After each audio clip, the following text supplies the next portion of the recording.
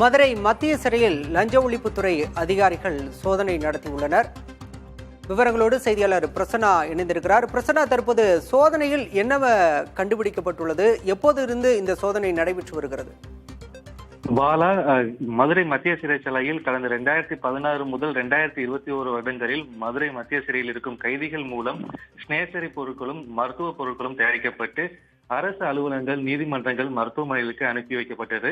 அதில் போலி பில்கள் தயாரித்து மோசடி நடைபெற்றதாக புகார் எழுந்த நிலையில் அந்த காலகட்டத்தில் மத்திய சிறையில் பணியாற்றிய 9 அதிகாரிகள் வெவ்வேறு இடங்களுக்கு பணியிட மாற்றம் செய்யப்பட்டார்கள். மேலும் சிறை கைதிகள் மூலம் அதிகமாக பொருட்களை உற்பத்தி செய்ததாகவும் அதற்காக அவர்களுக்கு அதிக அளவில் சம்பளம் கொடுத்ததாகவும் போலி கணக்குகளை உருவாக்கி இருப்பது லஞ்ச ஒழிப்புத்துறை போலீசார் விசாரணையில் தெரிய வந்தது. கிட்டத்தட்ட 1,63,00,000 ரூபாய் மதிப்பிலான மூலப்பொருட்கள் விற்பனை மோசடி செய்யப்பட்டதாக லஞ்ச ஒழிப்புத்துறை சார்பாக 11 அதிகாரிகள் மீது வழக்கு பதிவு செய்யப்பட்டன.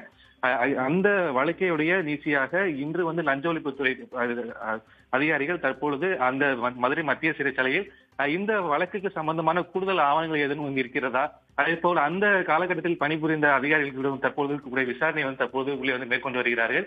காலையிலிருந்து தற்போது வரை லஞ்ச ஒழிப்புத்துறை போலீசார் மதுரை மத்திய சிறைச்சாலையில் தீவிரமாக சோதனை மேற்கொண்டு வருகிறார்கள். இந்த வழக்கையுடைய அடுத்த கட்டத்திற்கு இந்த விசாரணையானது கொண்டு செல்லப்பட இருப்பதாக போலீசார் கூறியிருக்கிறார்கள். விவரங்களுக்கு நன்றி பிரசன்னா.